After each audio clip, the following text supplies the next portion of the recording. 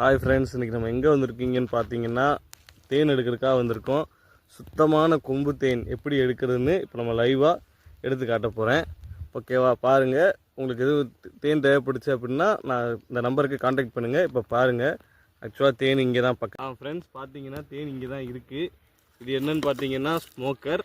இது smoker use பண்ணோம்னா நம்மளுக்கு கொத்துறது கொஞ்சம் கம்மியாக இருக்கும். தான் பீ வேல். இங்கே பாருங்கள், அப்போ கொஞ்சம் பக்கத்தில் வர பார்த்துக்கோங்க. நம்ம இந்த மாதிரி அதை ஸ்ப்ரே பண்ணும்போது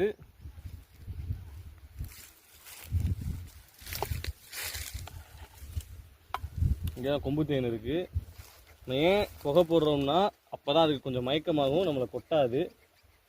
கொம்பு தேனில் வந்து ஒரு 200 கிராம் 250 கிராம் வரைக்கும் தான் எப்பவுமே தேன் கிடைக்கும். நிறைய கிடைக்காது. அப்படி நிறையா கிடைக்குன்னா சீசன் டைமில் கிடைக்கும்.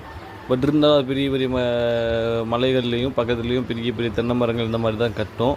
கீழே கட்டுற இந்த மாதிரி கொம்பு தேன்னா மேக்ஸிமமே ஒரு 200 கிராம் 250 கிராம் தான் இருக்கும். உங்களுக்கு சுத்தமான தேன் வேணும்னா கீழே காண்டாக்ட் நம்பர் கொடுத்துருக்கேன். அதை போய் பார்த்து அதை ஆர்டர் பண்ணிக்கோங்க, காண்டாக்ட் பண்ணுங்கள்.